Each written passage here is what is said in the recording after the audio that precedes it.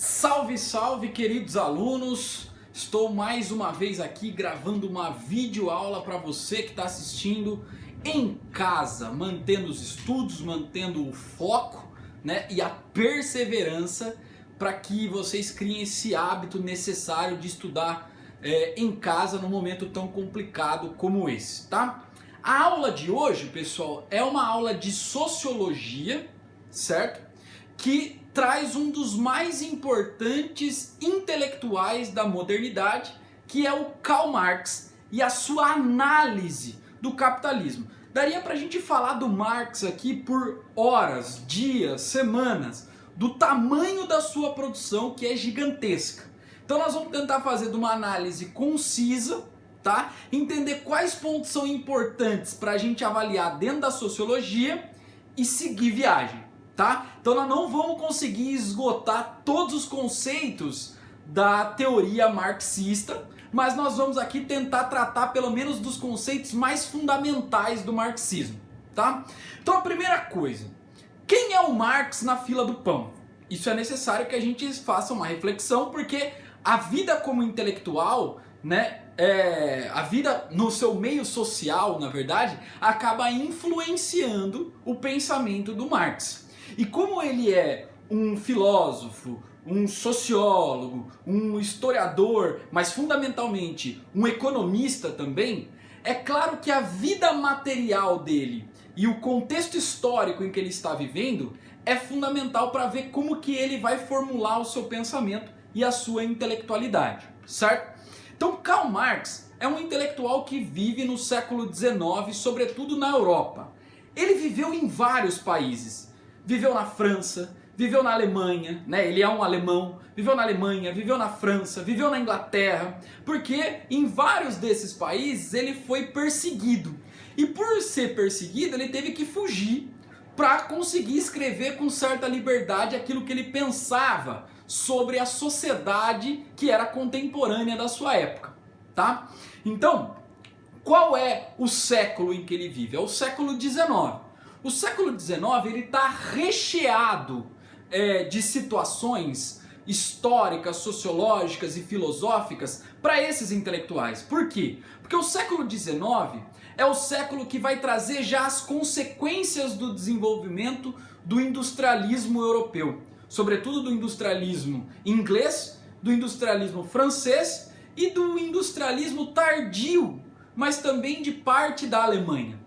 Então, esses intelectuais, eles querem analisar quais são os funcionamentos dessa nova sociedade que se sobrepõe, por exemplo, à sociedade feudal, a modos de produzir a vida material que estavam se esgotando e um novo modelo de produção da vida material estava surgindo, tá? Que é esse tão famoso sistema econômico que a gente vive até os dias de hoje, que é o capitalismo. Tá? Você sabe também que o capitalismo ao longo da sua história, ele passou por várias reestruturações, né? Nós falamos como professor de história no capitalismo comercial, falamos no capitalismo industrial, falamos no capitalismo financeiro, tá? E pode ser que daqui a um tempo ele se reestruture, se reorganize e uma nova modalidade de capitalismo surja. Mas o importante é que a teoria marxista, que nós não vamos conseguir esgotar ela aqui, ela trabalha os conceitos fundamentais do sistema econômico, independente da sua reestruturação, certo? Então por isso que é uma teoria importante para a gente analisar a sociedade hoje. Lembrando ainda que nós temos muitos intelectuais, né? Muitas instituições sociais, muitos partidos políticos, tá? Que reivindicam o legado teórico marxista, né? Para fazer análise, para compreender o mundo, para interpretar a realidade. Então o que o Marx está fazendo nesse exato momento, o que ele vai fazer no século XIX, é tentar desnudar, destrinchar como o capitalismo funciona. E é esse o ponto que a gente vai partir, tá? Como que o Marx enxergava esse modelo econômico? Bom, como vocês sabem, o Marx é um grande crítico do capitalismo.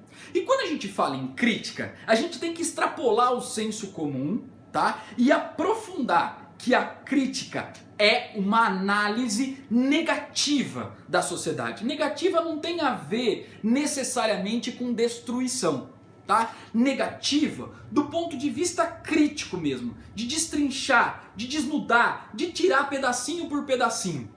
Então ele é um cara que faz essa crítica, faz essa negatividade com o capitalismo, tá? E quando ele fez essa crítica, ele elaborou um modelo teórico para analisar o capitalismo e, consequentemente, esse modelo teórico serviu para analisar outras sociedades também, outras formas de produzir a vida material, a vida física também, tá? Esse modelo, ele se chama, né, ele é reconhecido pelos alunos, por professores e por intelectuais como materialismo histórico e dialético, tá? Então vamos com calma. O que é a materialidade? É aquilo que é concreto, certo? Aquilo que é percebido pelos sentidos, pela experiência, tá? Agora, o que é o histórico? Bom, o histórico é a análise do tempo. Então, vai do passado até esse exato momento, que é o presente, mas como esse presente já passou, ele faz parte do passado, tá? E o que é o dialético? É a comunicação, é a inter-relação entre a materialidade e outros aspectos da estrutura dessa sociedade, tá? Então por isso que a gente fala em materialismo histórico dialético do Marx, a gente está falando que ele vai utilizar esse conceito como uma análise material da vida da sociedade, do seu passado até o tempo presente, mas que se comunica nas formas de se relacionar no dia a dia, beleza? Então é importante, fundamentalmente, a gente entender que para o Marx a matéria, o mundo concreto é fundamental para entender como que a subjetividade, a ideologia, os aspectos imateriais da vida se constroem. Então esse é o primeiro ponto. Ele vai partir da concretude, tá? Do modo que as pessoas produzem a sua vida material, para analisar a vida, vamos dizer assim, simbólica, os instrumentos subjetivos, tá? Os instrumentos legais dessa sociedade também. Então, a estrutura da sociedade, a estrutura social da sociedade é composta por Marx de um alicerce, que é profundo, que seria a raiz, tá? E é também construído essa estrutura a partir da elevação desse prédio também, tendo inclusive a parte estrutural das paredes, mas também lá em cima, tá? As janelas, as portas, consequentemente todo o aparato desse prédio, certo? E aí ele divide essa estrutura em pelo menos, tá? Pelo menos é o que a gente vai trabalhar agora, em duas partes. Então, o alicerce dessa sociedade, ele chama de base ou de infraestrutura. E a parte de cima, que está exposta, vamos dizer assim, né? Que estaria acima do alicerce, é chamada de superestrutura, tá? Que seria onde estaria a subjetividade, os aspectos imateriais da vida das pessoas. Tudo bem? Então, esse alicerce, ele é óbvio que acaba influenciando a superestrutura. Então, se o alicerce balançar, a superestrutura balança também. Se a superestrutura balançar, ou seja, se ela tiver um balanço forte, se alguma coisa acontecer nessa superestrutura, ela pode influenciar também a base, a infraestrutura. Tá vendo como as duas coisas elas estão intercomunicando, né? Há uma intercomunicação entre elas. A gente não pode esquecer isso. Essa comunicação entre base, tá? Infraestrutura, alicerce e a superestrutura é o que a gente chama de dialética, tá? Então, o alicerce se comunica com a superestrutura se comunica com o alicerce. Então, quando a gente tem toda essa estrutura de alicerce, paredes, portas, janelas, etc., que é o que a gente chama de superestrutura, nós estamos falando de um modo de produção, tá? E se a gente complementasse, seria modo de produção da vida social. certo? Então é um modo de produção que as pessoas realizam para viver em sociedade, beleza? Então esse é o primeiro ponto. Aí a gente precisa destrinchar o que é esse modo de produção para não ficar muito subjetivo para nós, tá? Então eu coloquei um textinho aqui que eu vou ler para vocês. O modo de produção é a maneira pela qual a sociedade produz seus bens e serviços, como os utiliza e como os distribui. Isso quer dizer que cada sociedade tem uma forma de produzir constituída por forças produtivas, clima, solo, métodos de trabalho e tecnologia, e relações de produção, que se refere às relações sociais estabelecidas entre os homens no processo de produção material, independente de sua consciência e vontade. Para Marx, as condições materiais de uma sociedade condicionam as relações entre os seres humanos, ou seja, para viver, o ser humano precisa inicialmente transformar a natureza para comer, fabricar instrumentos e utensílios, construir abrigos.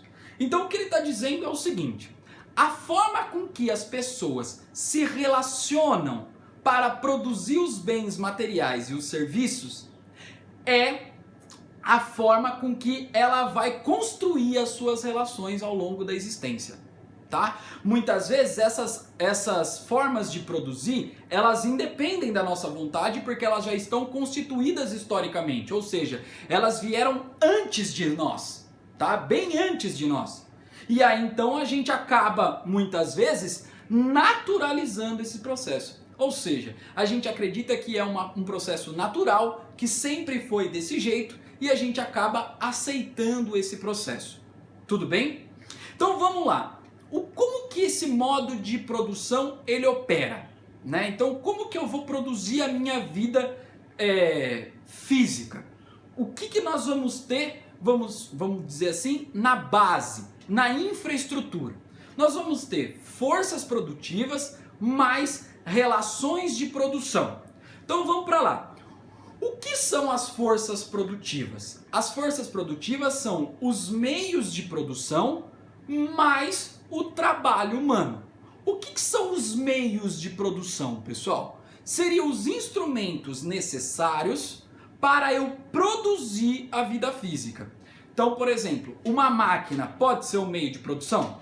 Sim, tá? Um utensílio, né, uma ferramenta, pode ser um meio de produção? Sim. Só que junto com esse meio de produção, junto com o trabalho humano, a energia humana, nós temos as forças produtivas, certo? Então é isso que constitui a força produtiva de uma sociedade. Os meios de produção mais o trabalho humano. Do outro lado, nós temos as relações de produção. Essas são as relações sociais estabelecidas para a produção. O que isso quer dizer? Como que as pessoas se intercomunicam ou como a estrutura está dada entre as pessoas para que elas produzam essa vida material. E no caso do capitalismo, nós temos um ponto central aí. Qual? Né? Que as relações de produção, elas circundam, tá? Um lance vinculado à propriedade privada dos meios de produção, circunda o que a gente chama o pagamento da força de trabalho chamado salário e circunda uma dinâmica que é essencial ao capitalismo chamada capital, tá? Então nós temos aí, sendo o modo de produção, a relação entre forças produtivas, que seriam os meios de produção mais trabalho humano, mais as relações sociais estabelecidas para a produção, tá? Então, como modo de produção, eu poderia colocar vários aqui, tá? Claudio, o capitalismo é um modo de produção? É, nós vamos falar dele por último, porque ele é o mais recente. Mas nós tivemos vários modos de produção ao longo da história. E o Marx, ele fez essa análise precisa dessa história da sociedade para entender o funcionamento dessa sociedade. Então, o primeiro modo de produção que a gente tem conhecimento na história da humanidade, a gente chama de modo de produção primitivo ou modo de produção comunal, certo? Como que funcionava esse modo de produção? Então pensa numa comunidade nômade, caçadora e coletora, onde esse bando, esse grupo de pessoas vão utilizar das suas próprias práticas em conjunto para garantir a sobrevivência. Sabe? Então é aquele negócio de que a união faz a força. Então se a união faz a força, tudo que é resultado dessa força é da união. Beleza? Então se nós caçamos coletivamente, ou seja, o resultado produtivo da nossa força de trabalho vai ser distribuído igualmente entre todos também. Beleza? Então veja que interessante, o resultado da força do meu trabalho aliado aos meios de produção, tá? Vai ser meu, distribuído pelo meu grupo, porque todo mundo depositou a energia necessária ali, certo? Essa é a primeira forma de organização humana que a gente tem notícia. A segunda forma é o que o Marx chamou de escravista. Então o modo de produção é o modo de produção escravista. Então o escravo, ele é considerado um instrumento de trabalho. Se ele é considerado um instrumento de trabalho, ele está vinculado ao meio de produção. Então ele é o próprio meio de produção, certo? Então, o escravo sendo um meio de produção e o resultado do trabalho desse escravo, que a gente chama de produção, vai ser de poucos donos, ou seja, de quem é dono do escravo. Tudo bem? Esse modo escravista, ele existiu, se a gente fizer uma análise, no mundo todo, tá? O terceiro modelo que a gente tem aí é o modelo de produção, é o modo de produção asiático, tá? Então, onde está situado esse modo de produção asiático? Qual é a essência desse modo de produção? Primeiro, essa produção ela é organizada por um Estado. Tá? Então existe um Estado organizado. Esse Estado, a gente precisa lembrar que ele é uma instituição social e ele é uma estruturação de poder hierarquizada. Ou seja, tem comando em cima e tem respeito embaixo. Tá? Então essas pessoas acabam respeitando, seja por influência ideológica ou por coerção social. Tá? E aí, como que funciona esse modo de produção especificamente, né? Pra gente dar seguimento aí ao que a gente está estudando. É o seguinte, toda a terra, tá, pertence ao Estado, beleza? E o Estado é uma propriedade do faraó. Vamos pensar no caso dos egípcios, mas poderia ser uma propriedade do rei. Não tem problema nenhum pra gente fazer essa análise, beleza? Então, o que vai acontecer? Nós vamos ter camponeses que estão presos à terra, tá? Então esses camponeses, eles têm só uma única atividade que eles sabem, que eles herdaram dos seus parentes, dos seus antepassados, e esse trabalho é a execução no manejo da terra, tá? Então eles, nessa terra que não pertence a eles, eles estão presos porque eles precisam dela para sobreviver. Se ele sair dessa terra, ele não tem condição de existir. Ele não tem condição de produzir a sua existência física, tá? Então ele passa horas de trabalho garantindo o seu sustento, mas também como a terra não pertence a ele, ele tem que garantir horas de trabalho para produzir o sustento do grupo dominante. Nesse caso, o faraó e também os reis. Beleza? Então, esse excedente agrícola, esse excesso de trabalho, a gente vai demonstrar, o Marx vai demonstrar que esse excedente vai para a classe dominante, o grupo dominante. E o Estado tem uma tarefa fundamental aí. Qual é a tarefa? De legitimar essa exploração. Legitimar que o excedente seja garantido para o faraó. Como? Através da coerção do exército, por exemplo, e através também da religiosidade. A religiosidade exerce uma força de influência nessa sociedade para dar legitimidade, aceitação, tá? Para que as pessoas aceitem dar o excedente produzido para essa classe dominante. Então esse é um modelo que teve aí na construção dos primeiros estados do Oriente, como a Índia, a China e o Egito, tá? E o Marx chamou de modo de produção asiático. Nós temos um outro modo de produção que esteve muito presente na Europa, né, na parte ocidental da Europa, que é o modo de produção feudal. Quem controla o modo de produção? Quem é a classe dominante, né? Seria, obviamente, os senhores da terra. Então, esses senhores que são donos de um meio de produção, que é a terra, acabam determinando como serão as relações sociais existentes ali.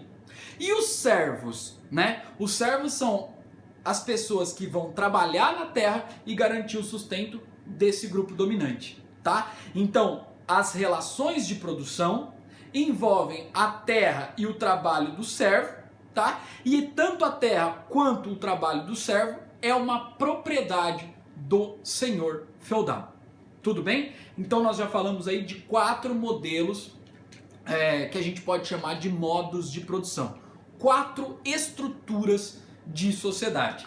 E agora a última estrutura, que é a estrutura capitalista, que é essa que o Marx se debruçou e fez a análise profunda, tá? Então o Marx vai analisar, pessoal, o seguinte, que na estrutura capitalista, o trabalhador, que é aquele que vai exercer a energia, que vai usar da sua energia corporal para transformar a natureza, ele não tem os meios de produção. Ele não tem os meios para produzir a sua existência física. Ele só tem a energia.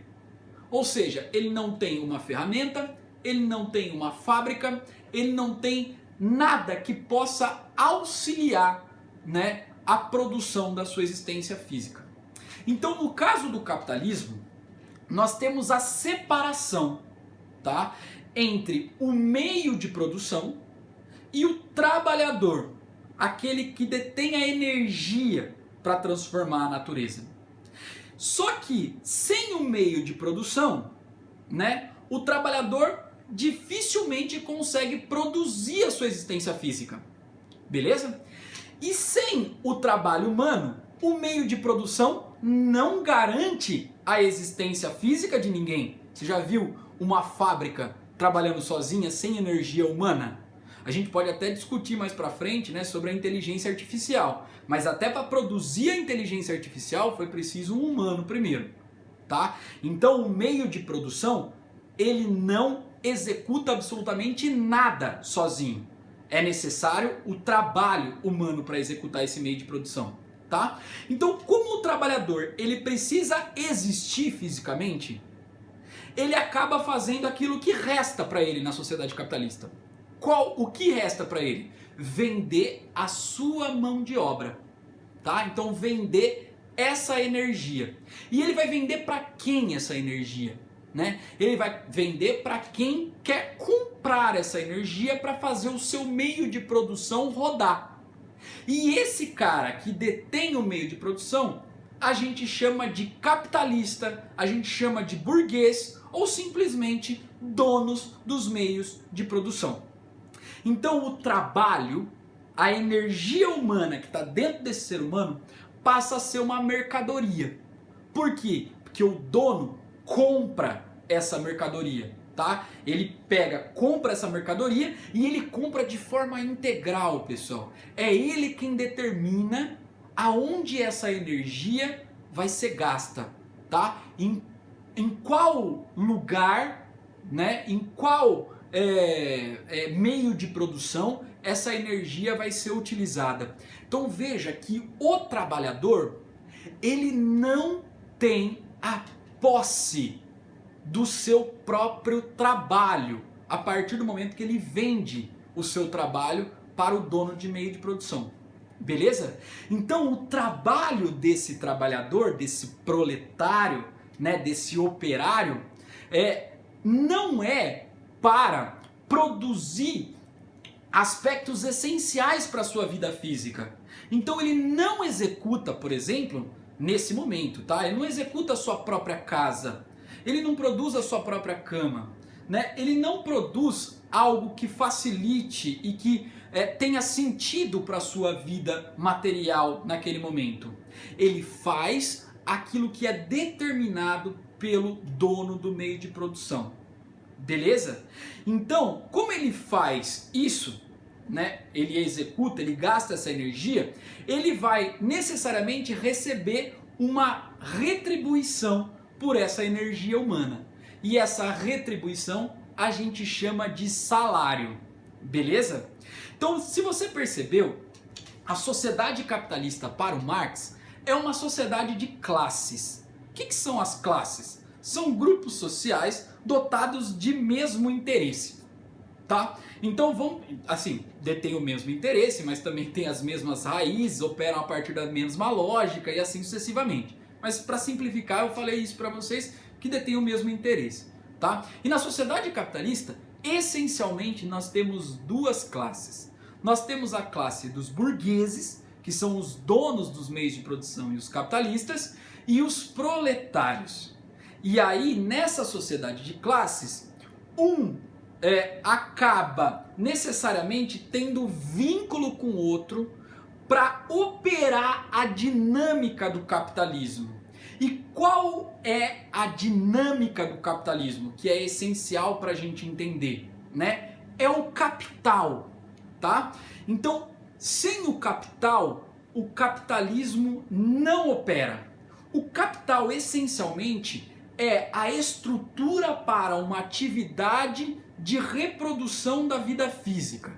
E ele também é a dinâmica de reprodução do valor social na economia. Então o capital não necessariamente é algo físico, tá? É como o capitalismo opera. Então a exploração dessa energia humana é para produzir capital, certo? A hora que esse burguês adquire esse capital, ele obviamente vai utilizar o capital para angariar mais capital. Então veja que o capital, ele tem fim em si próprio. Então ele vai angariando mais e vai se autorreproduzindo. É claro que nós temos a representação desse capital de forma material e de forma simbólica, tá? E elas se comunicam, tanto a forma material como a forma simbólica, né? Então, por exemplo, o dinheiro pode ser uma representação do capital, tá? O dinheiro físico, e ele também tem um valor simbólico naquela notinha, beleza?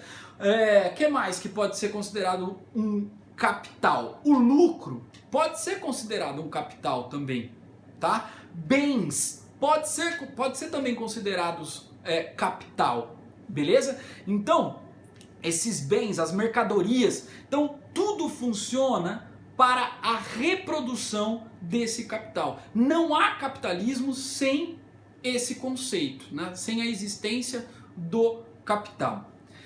Mas antes, eu vou tentar explicar para vocês aonde nasce esse capital e da onde ele surge, que é o mais importante para a gente aqui, né? Porque sozinho ele não nasce, embora ele tenha finalidade própria, mas é importante a gente ver que existe alguma coisa que produz riqueza, que produz esse capital. Porque se não tivesse essa alguma coisa, tá? O capital não reproduziria sozinho, o lucro não existiria sozinho, o dinheiro não teria valor sozinho, os bens não teriam valor social sozinhos, certo? Então existe alguma coisa que garante o lastro desse capital, certo? E essa coisa se chama trabalho. Sem o trabalho, o capitalismo rui. A essência do capitalismo não existe. Beleza? E o que é o trabalho? Reforçando, é a energia humana depositada para a transformação da natureza. Beleza? Então, vocês repararam aí que esse proletário, na estrutura capitalista, ele não tem os meios de produção. E como ele não tem os meios de produção, resta a ele vender essa energia humana, tá? E é o que a gente chama de trabalho, tá? Esse trabalho, como eu disse para vocês também, ele não é determinado pelo próprio proletário. Quem determina onde vai ser gasta a execução do trabalho é o dono de meio de produção. Então veja que esse dono de meio de produção, esse capitalista na sociedade capitalista, tem muita força, Porque ele determina o que vai ser produzido na sociedade. Ele determina quais são os bens necessários para a sociedade, inclusive. Então, como esse proletário não é dono do próprio trabalho, o Marx chamou essa forma de se relacionar de trabalho alienado. Por quê? Porque o trabalhador não tem consciência daquilo que ele produz e ele não fica com aquilo que ele produz. Então ele produz mercadoria, essa mercadoria não fica para ele, ele nem participou conscientemente da produção dessa mercadoria, ele só despendeu energia produtiva e essa mercadoria então não fica com ele, tá? Fica com quem? Fica com o meio de produção, fica com o dono do meio de produção. Olha que negócio muito louco, pessoal, para a gente entender a estrutura capitalista. Por que o fruto do trabalho fica com o dono do meio de produção e não com quem depositou a energia, tá? Então tem essa lógica aí para a gente destrinchar. E essa mercadoria, pessoal, ela ganha uma vida própria, certo? Ela ganha uma vida própria e essa vida própria ela vai determinar o preço, inclusive, e o valor que essa sociedade dá para essa mercadoria, né? Então, por exemplo, uma forma da gente marcar o valor dessa mercadoria especificamente seria a gente analisar o valor, o tempo de trabalho gasto na produção dessa mercadoria. Então veja, se a gente fizesse isso, tá? A gente consequentemente conseguiria determinar o valor de várias coisas a partir da relação de trabalho. Então, eu poderia trocar as coisas a partir do tempo que eu gastei energia para executar a produção daquilo. Beleza? Então seria uma forma mais equilibrada da gente fazer isso. Só que na estrutura capitalista, né, na sociedade capitalista, esse valor, né, de produção social não conta. Então às vezes eu posso gastar o mesmo tempo para produzir um iPhone, né, e para produzir esse controle remoto aqui, certo? Só que esse controle tem um valor simbólico, né? Um valor simbólico muito menor do que o iPhone, beleza?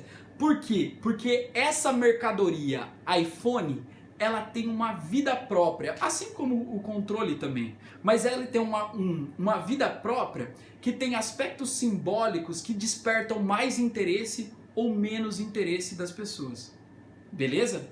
E aí esse trabalho, essa mercadoria mais interessante, com maior valor agregado, vamos dizer assim, tem, obviamente, um maior valor simbólico, né? E que depende mais de riqueza para comprá-lo.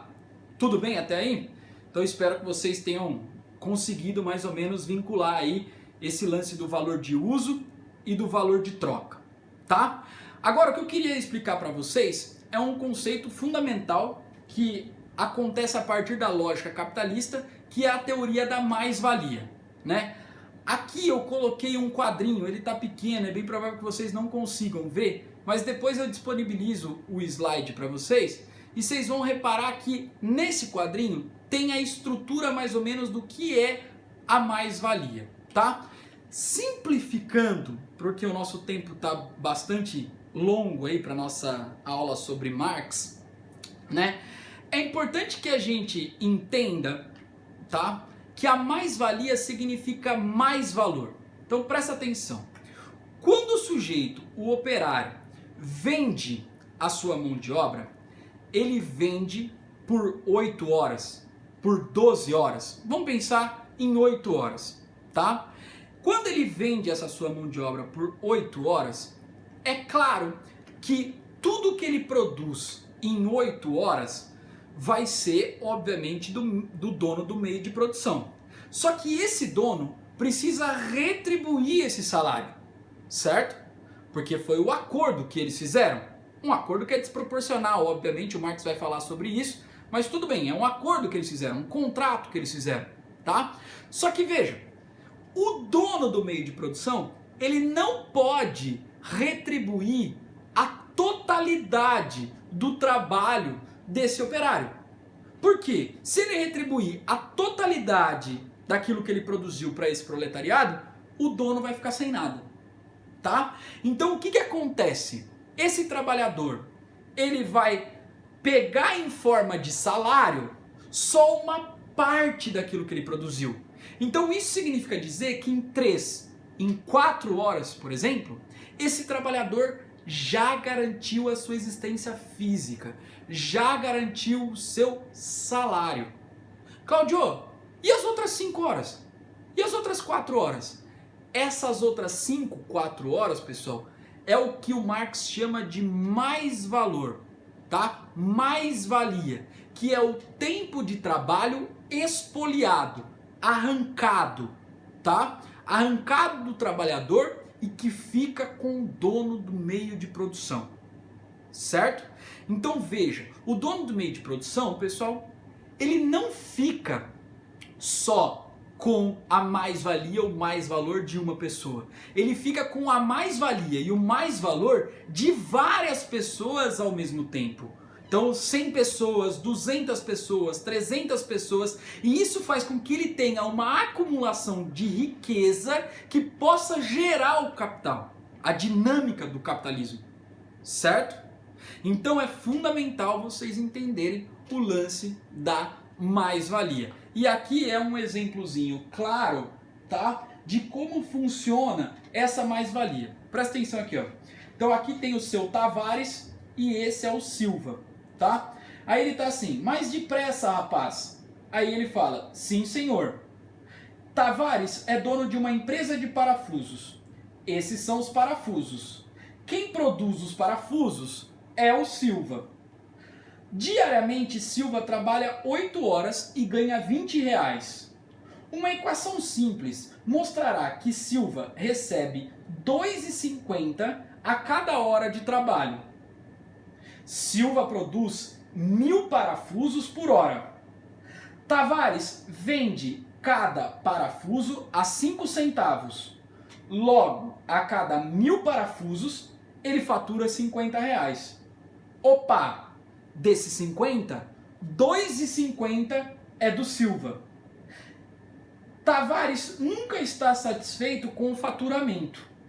E ele manda, mais depressa, rapaz. E o Silva, sim, senhor. Tá? Não resta outra alternativa pro Silva aqui. Se o Silva falar que não vai trabalhar mais depressa, ele vai ser mandado embora. E aí, esse dono, ele se aproveita de um exército de reserva fundamental para trocar esse trabalhador por outro. Beleza? Então, olha que interessante aqui. Esse é Karl Marx. Beleza? E aí o Karl Marx fala, com licença, o senhor já ouviu falar em mais-valia? E aí o Tavares coloca a mão na boca do Marx e fala, tá maluco, camarada? Quer acabar com o meu negócio? Por quê? Porque se o trabalhador, ou se todos os trabalhadores reconhecessem essa exploração do próprio trabalho, é óbvio que de alguma forma eles construiriam instrumentos necessários para não serem espoliados. Beleza? Então, veja que interessante. Tanto Tavares, o dono da fábrica, como Silva, eles pertencem a classes diferentes. Tá? Então o Tavares é o capitalista, o Silva, ele é o trabalhador. Eles têm interesses opostos, tá? Por que interesses opostos? Porque o Tavares quer a exploração do trabalho e ele garante a exploração do trabalho do Silva a sua existência, a sua lucratividade, o seu capital. E o Silva, para sobreviver, precisa diminuir esse mais valor, ou então para sobreviver ele não poderia ter o mais valor, né? Porque daí ele teria um trabalho consciente.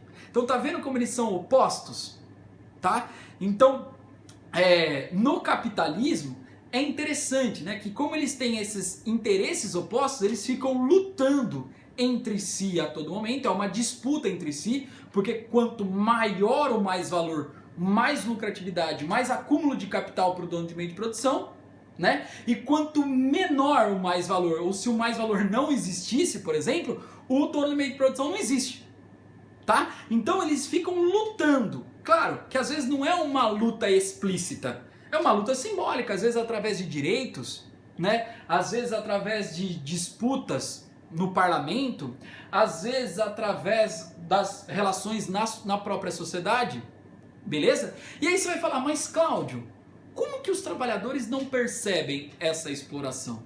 Porque existe a superestrutura do capitalismo. Veja, a base do capitalismo é tudo isso que eu disse para vocês, né?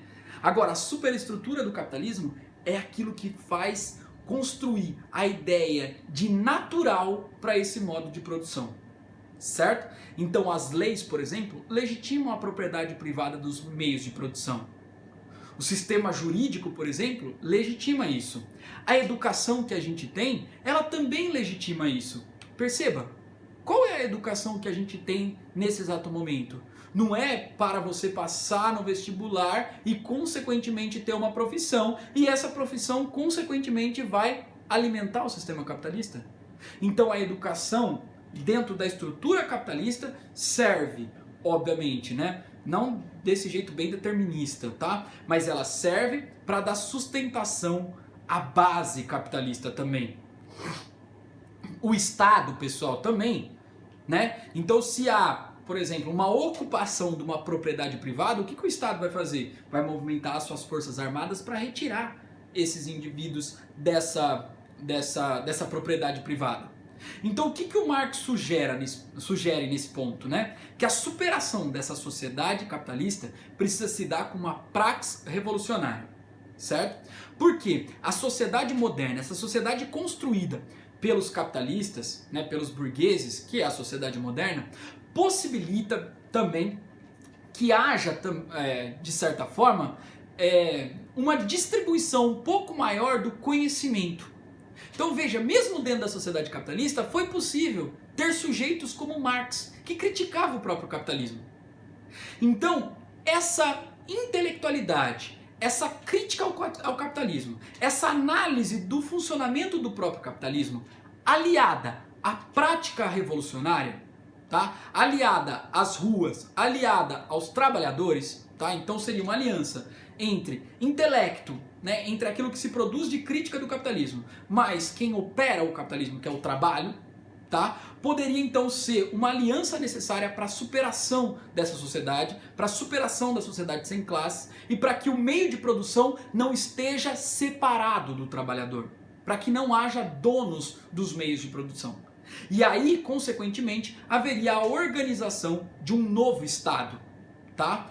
Esse novo Estado, ele seria um Estado transitório, tá? Que a gente chama de Estado socialista, certo? Esse Estado socialista, nesse modelo transitório, garantiria que os trabalhadores pudessem se apropriar de todos os meios de produção, porque esses meios de produção são essenciais para a sua vida.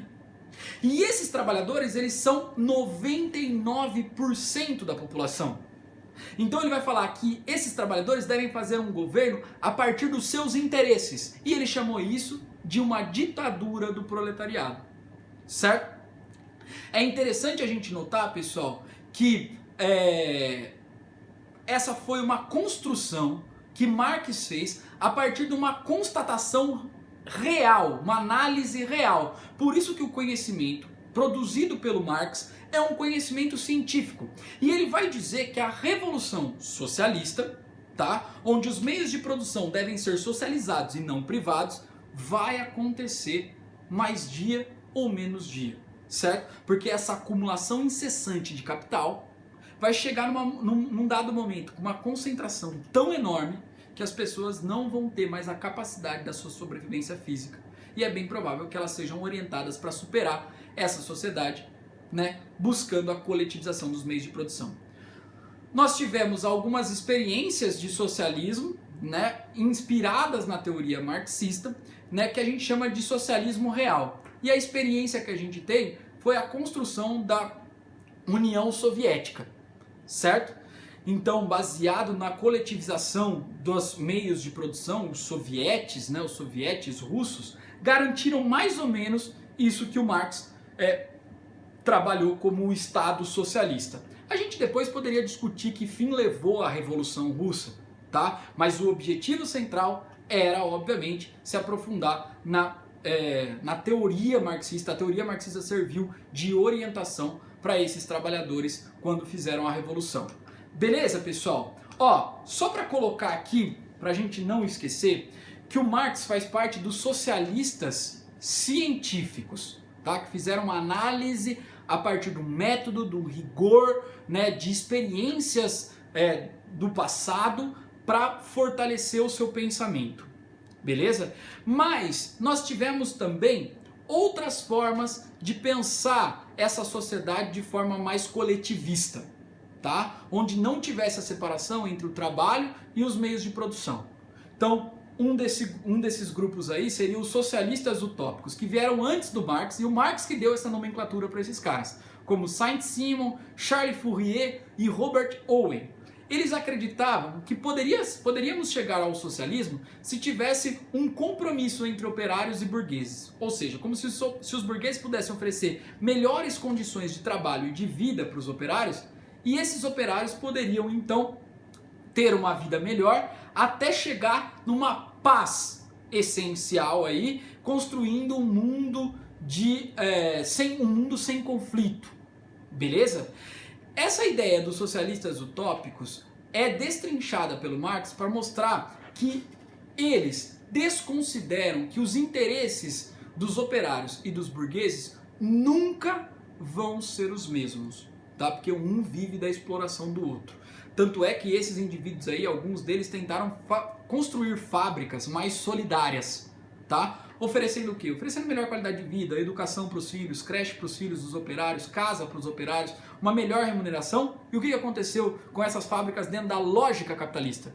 Que a lógica preza a acumulação de capital, a maior expansão do capital. Obviamente que essas fábricas faliram, certo? E nós temos também os anarquistas, que fazem uma análise no seguinte sentido: o problema de tudo isso é o Estado. Então, tanto Proudhon como Bakunin, né, que são dois anarquistas aí, o Bakunin consegue se aprofundar um pouco mais no Proudhon, ambos vão entender que o problema da sociedade é o Estado, porque é ele quem legitima a exploração de classe. É ele quem garante essa exploração de classe. Ou seja, como se o capitalismo só existisse por conta do Estado, tá? E se então destruíssemos o Estado, o capitalismo não teria como sobreviver. Consequentemente, nós destruiríamos também o capitalismo, certo? O que eles defendem então? Eles defendem a produção coletivista em núcleos, certo? Onde as pessoas podem se organizar e elas mesmas podem se utilizar os meios de produção e, obviamente, também partilhar daquilo que se produz. Tudo bem? Então esses anarquistas, eles não compreendem a fase transitória do marxismo, que seria o Estado socialista. Eles vão dizer, olha, se tiver um Estado socialista, é bem provável que possa existir, num dado momento, uma classe burocrática de proletários que poderá utilizar esse Estado como um instrumento de exploração às demais pessoas, né? Uma burocratização de um grupo de proletários. E esses debates eles foram intensos ao longo do tempo. Pois bem, pessoal, encerra assim então a nossa aulinha de Marx, estrutura capitalista, sociedade de classes, certo? E a gente se vê. Então, forte abraço para vocês, valeu por se manterem atentos até agora, um beijão!